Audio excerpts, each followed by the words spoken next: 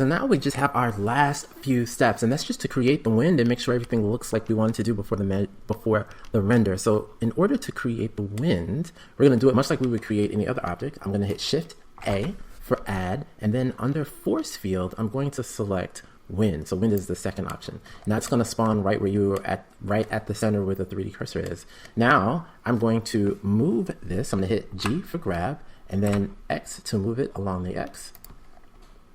And now that it's beside it, I can hit R for rotate, and then Y to rotate it on the Y, and then I'm gonna hit 9, 0.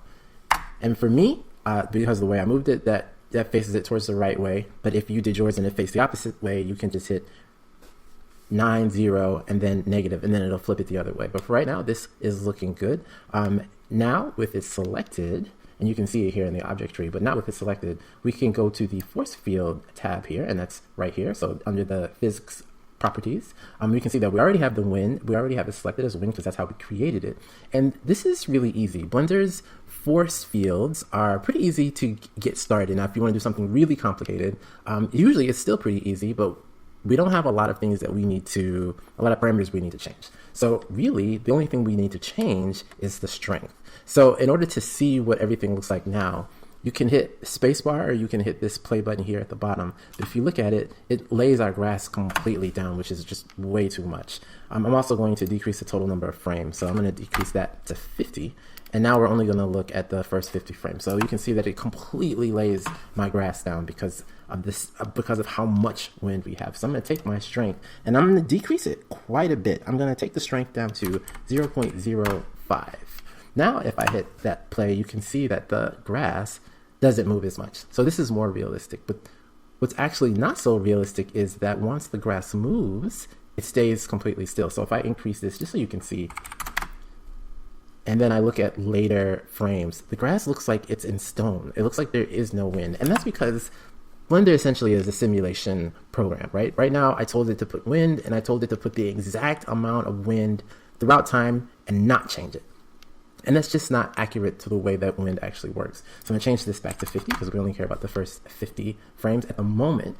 And the easy thing that Blender does is all I need to do is change the noise amount. This is the variation in the strength. And I'm just gonna put 1 here. So now if I hit the spacebar, you can see that the grass does waver like it's in the wind, and that's exactly what we were looking for. And fortunately, that's pretty much all we need to do for the force field, the creation of the wind.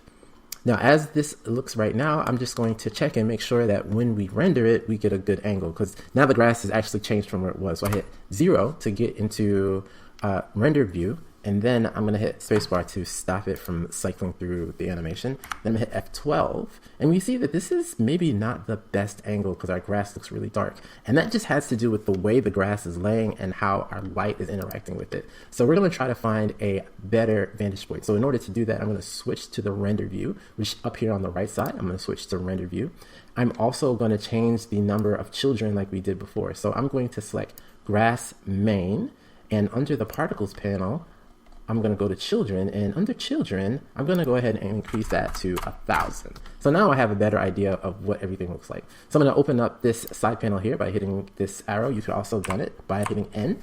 And under view, I'm going to select lock camera to view. So this allows me to move my scene around while not moving the camera. And I can see that from this angle, I get a much better view of the light and the grass together. So now I'm going to unclick that, so that now when I move everything around, the camera stays in the same place. I'll hit 0, numpad 0 again, just to see what that looks like. And then I'm gonna hit F12 to see what I render. And I see that this is a really good vantage point for what we're trying to do. Now, the last thing I wanna do is give it a good background. So we're not going for realistic. In this case, we're just going for something that's gonna make it look good so you can see the animation and see the quality of the animation. So I'm gonna go to my world settings. So right here, I'm gonna click world properties, and here, I'm going to decrease this to black. So now if I hit F12, you can see that we can really get a good look at what that grass actually looks like.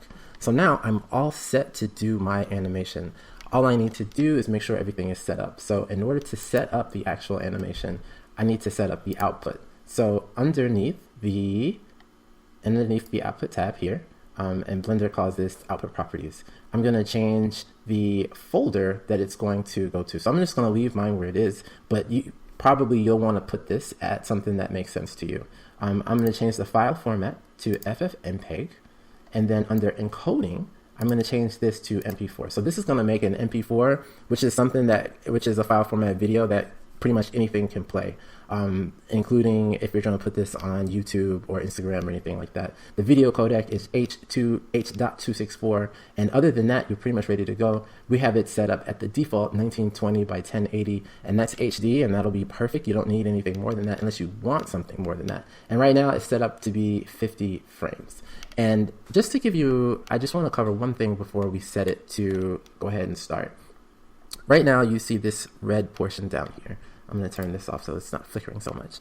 And this is how Blender kind of saves this animation information in memory. It's called the cache. And if we go to the particles panel and we look for the cache, let's see if we can find it here. Yep, here's the cache. And we look on the cache, we see that it's going to save 250 frames worth of cache. We're not going to look at all 250 frames, but it's here, and you can see that here on the bottom that we have this red bar all the way up to 250 frames. If you wanted to render more than that, and probably for whatever reason that you're going to use this, you are going to render more than just the 50 frames. I'm just doing that because I don't want you to be here forever while it renders. It's only going to do up to 250. If you wanted to do a lot more than that, you would need to also change this number to be the total number of frames that you want to render. So we are all set. We're going to render the first 50 frames just to give you an idea. And in order to do that, we're going to go under render, and then we're going to click render animation. So there you have it. It's all set. Now to look and see what that looks like, we can go under render and we can say view animation. Now it's also going to be present on your computer wherever you told it to go. But you can see it here. It looks pretty good. This is what we were looking for. This is only 50 frames. If you wanted to see, you saw what the intro looked like, you saw what more frames look like, but this is exactly what we were going for. I can't wait to see what you make.